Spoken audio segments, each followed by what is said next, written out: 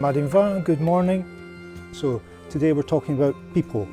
Our buildings, our kit, our money are all secondary to our people, and we need people to be at the heart of our process of change, or that process will fail.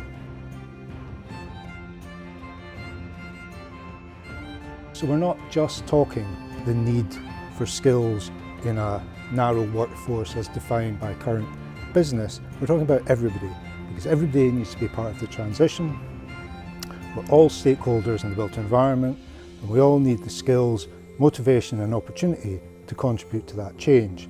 People in local authorities, place managers, maintenance people, clients, professionals, community leaders, politicians, neighbours, co-workers, academics and artists. We all need to be carbon literate in this climate emergency, just as we all learned about disease transmission during the COVID health epidemic. For those that don't know us, Skills Development Scotland, Scottish Government's National Skills Agency, the idea that the economy is changing, the nature of work is changing, the jobs that we're going to need are changing too. We need a skills system that supports that. We would like, ultimately, all jobs to have an element of being a green job or a circular job. What constitutes a green job? There are three sort of subsets. The first, new or emerging jobs that are directly related to the transition to net zero. Second one is jobs affected by the transition to net zero. So that's where somebody's skill set or their competencies or the range of things that they're comfortable doing within their day-to-day work will need to change as a result of our response to the climate emergency and the demands that we have in place. People working more broadly in construction, environmental consultants, architects, people in support services.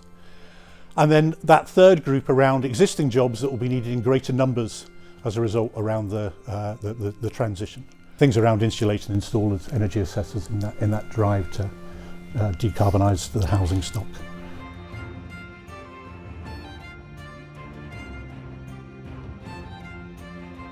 In the northeast, we're trying to form the North East Scotland Retrofit Hub, where we'd be able to train people, carry out retrofit assessments, help people get things installed, raising awareness in communities.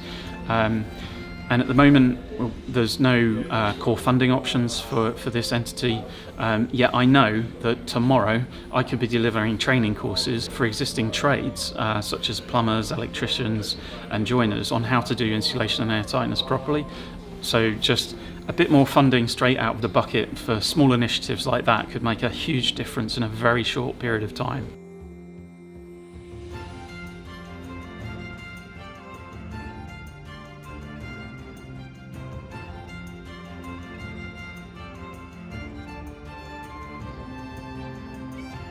I feel like currently we're in a world where it's really ingrained that you have to have done X, Y and Z or gone down a certain pathway to get to a certain job. And I feel that there's no flexibility with kind of prior skills that you've developed along the way. And this can start really early. So it could be from hires level that you have needed to really pick where you're going.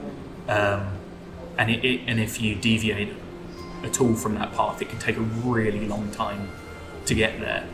And I think that's a massive challenge. I know so many people that would be interested in transitioning into different jobs and have a real broad skills base, but they find massive difficulty in doing it. And the jobs that they apply for, already the kind of, say, job description just precludes them straight away. I think it's even more complicated by the fact that a number of the jobs that we need don't exist yet. And you can illustrate it and say, look, here's the kinds of things that there are, but 5-10 years down the line it might be totally different. So if someone comes in and is like, yeah, I'm a regenerative design manager for this practice, and that role didn't exist until I had the role.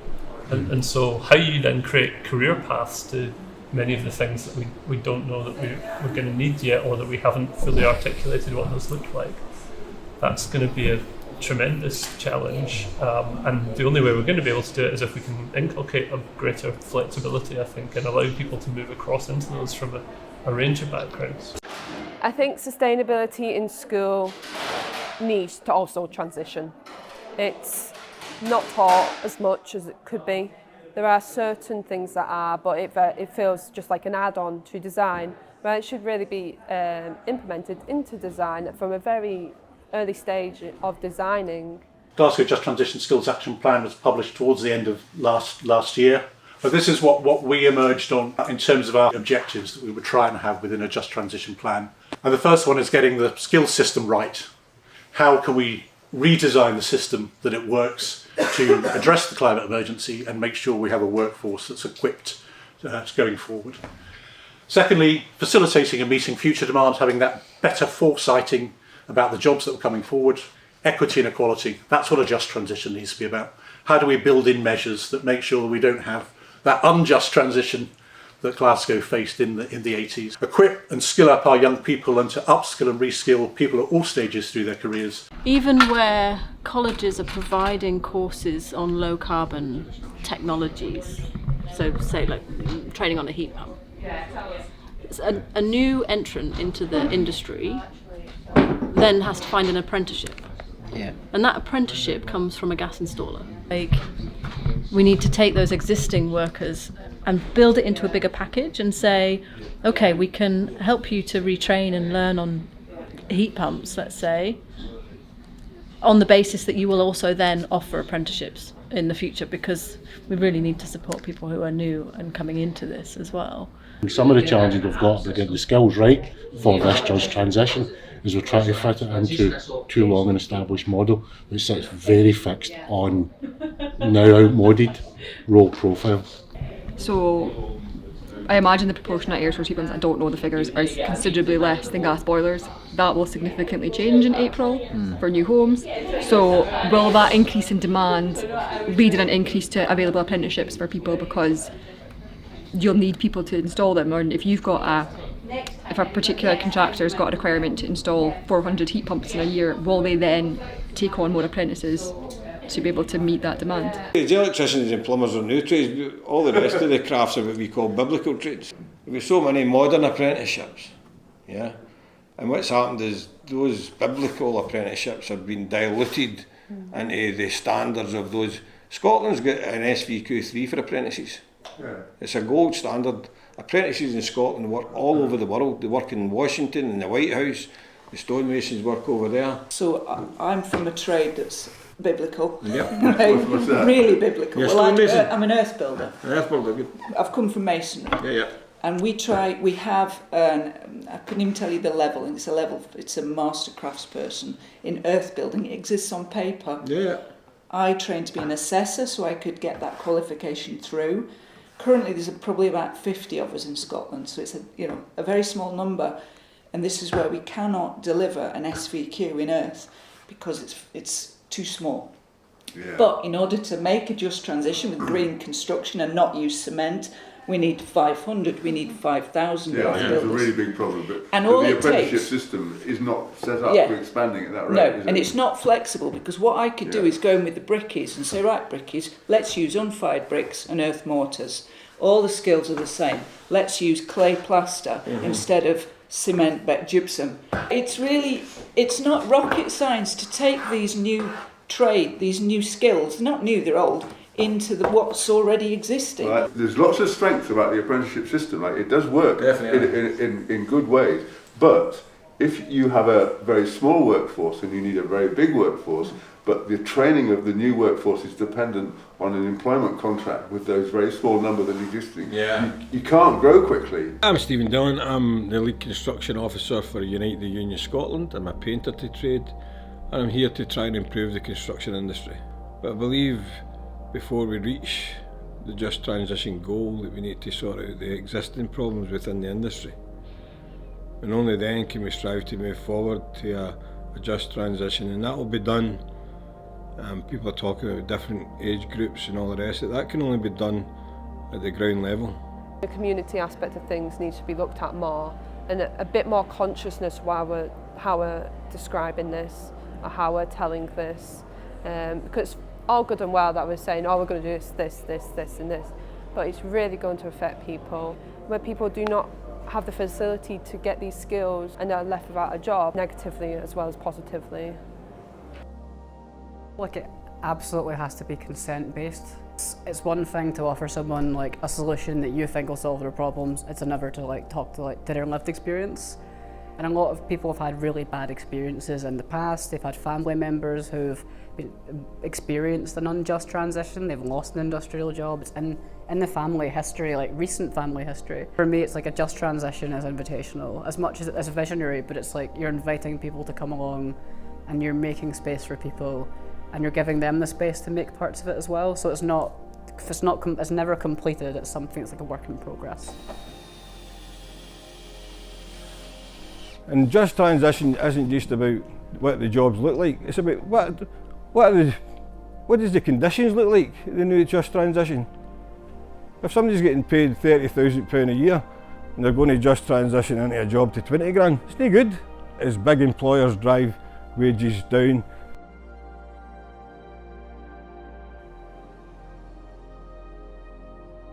The pandemic's taught employees something, that they need a job that suits them and their family, not that suits the employer. And we need to remember that we're not here to just work and die. We need to work and live. In this modern age, becoming a progressive workplace is a must. I look at a worker, I look at the full family and the wider family. It's not just that individual I'm looking at. It's the effect it's got in that full family. There will be jobs that will be in decline, as well as jobs that will be growing, and we need to make sure that we have upskilling and reskilling in place that ensures that the transition is just. That's the whole just transition term. I can tell you what an unjust transition is, and an unjust transition is what happened to Glasgow and West Central Scotland during the 80s, and that was that sort of whole-scale deindustrialisation, but with no thought to the workers who'd worked in traditional industries and the consequent poverty decline that came through from that. It is possible to change, I guess that's my point, but employers and the system needs to be forced to be changed.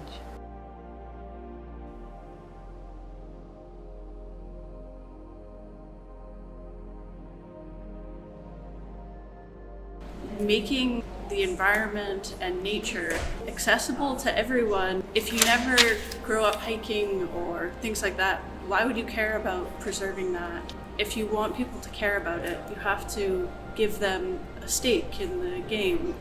My schooling was in Canada, so from as early as I can remember, there was always an integration of the outdoors, and people love it over there. You want to have a good job because you want to enjoy Canada. I went to a tiny school in Drimmen, which isn't that far from here, and I remember being young and doing eco schools. It was called eco schools, and you got this green flag if you were an eco school. And I honestly do think that shaped my future I've worked in circular economy for about 6 years, and I'm now doing a master's in it. And I do think that shaped my future in actually caring about a lot of this. I think that really education starts from a very young age. It has to.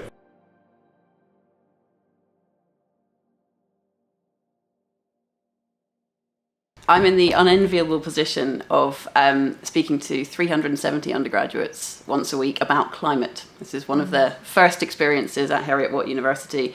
And we give them a climate literacy course, really. It's about study skills, but it situates all of their future learning in this is a climate emergency, and what you're learning is going to contribute to this. Essentially, what we're trying to do at Heriot-Watt is teach climate advocacy, to give students a sense that they have power to affect this, and to start to give them the tools to actually enact that. So we ask students to think about what is the difference that you'd like to see, how could you be that difference, what are the first steps that you could take to do that. And we try and give them some of the skills within this world of jargon, bits of terminology, an understanding of where we're trying to head. What are the right questions to ask to get to the meat of that? I think we're past our sell-by date. Higher education, we are not catalysing equity and emphasising action on climate emergency. Many climate scientists here on that first day who warned of us the upcoming catastrophe. It's as sure in our future as COVID was. We just elected not to see it. Because the students that are going through your university are going to come out and spend, the formative part of their career dealing with the effects of the climate crisis, which in many ways our generation have curated that disaster for them to try and cope with.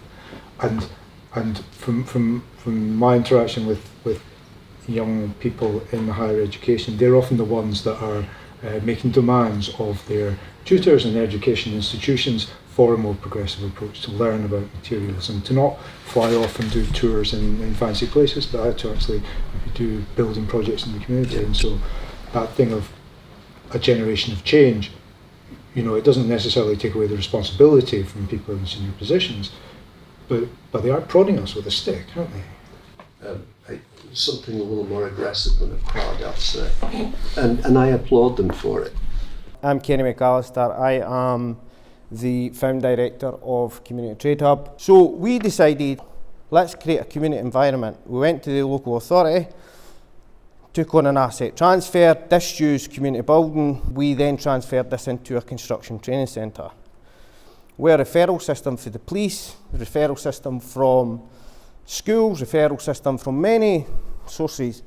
Within the construction centre, we literally kept it simple and set up all sector trade stations.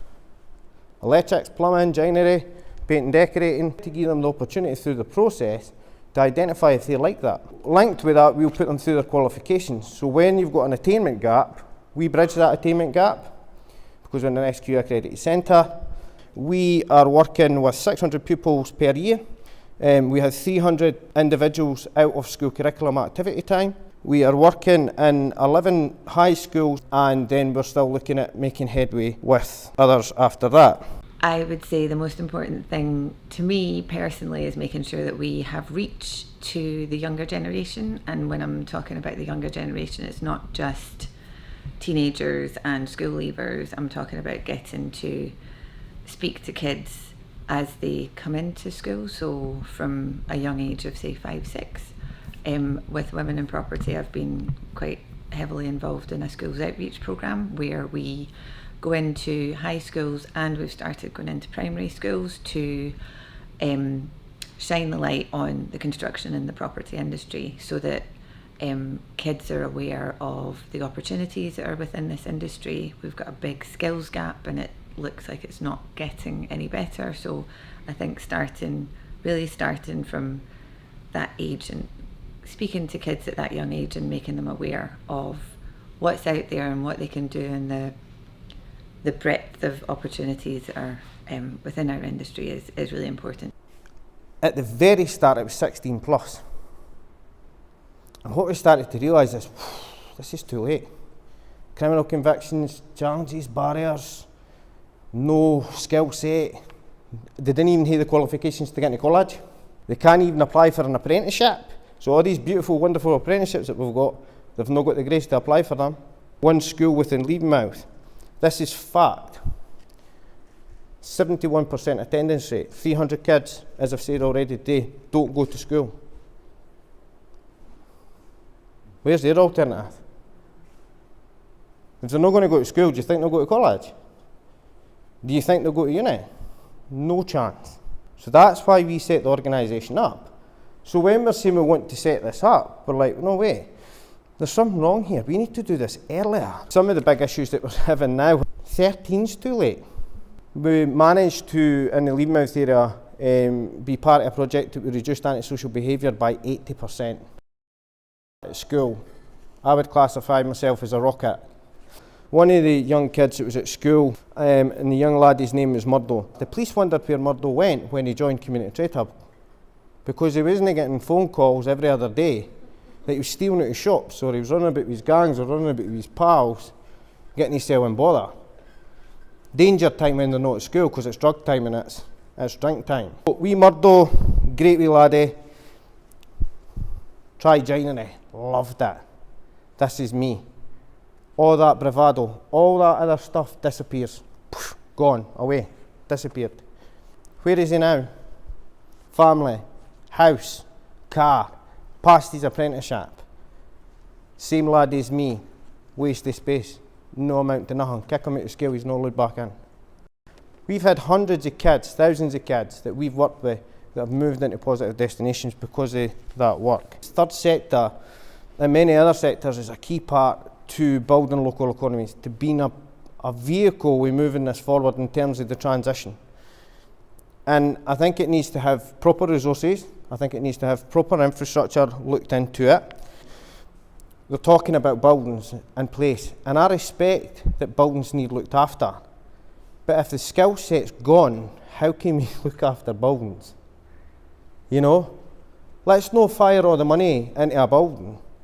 Why do we not create a skills academy with developing traditional skills that's not only just for a Buckhaven area, but that traditional skills could go anywhere they want to go. Please guys, we need to build the future with the future. My research, I've been interviewing people in energy and built environment, architecture and things like that, and young people want to leave Scotland particularly. They want to move to Australia or America or New Zealand or Canada. They really don't want to stay in Scotland or the UK. And how do you retain those people? And it's quite sad that they are going to be the market we're going to lose. And at the same time, we have to look at the 45 and overs to think this is the market we have to target now.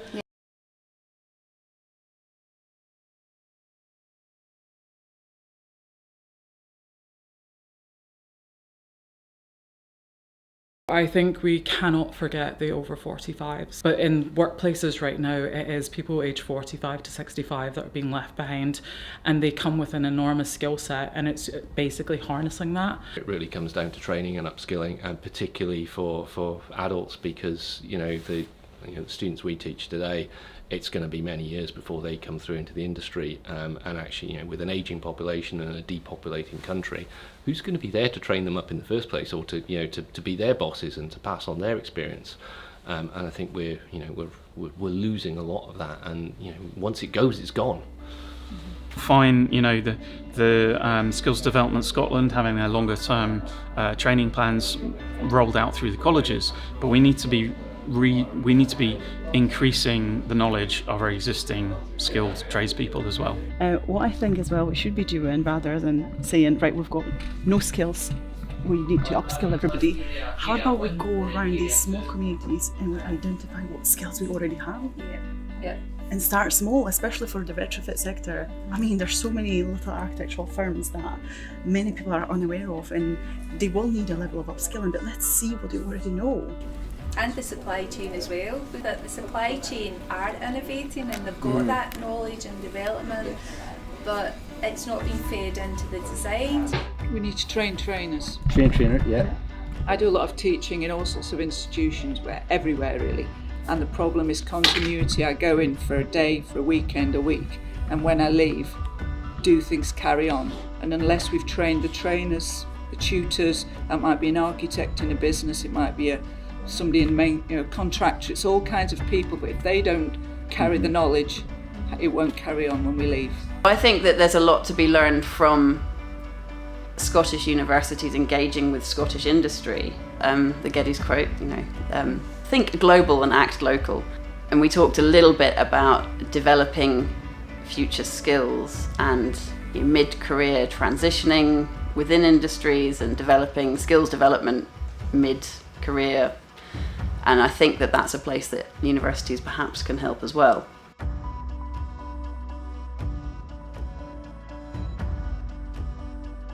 So it needs to be introduced into schools. We need to educate members of the public what just transition is about. And we need to start something.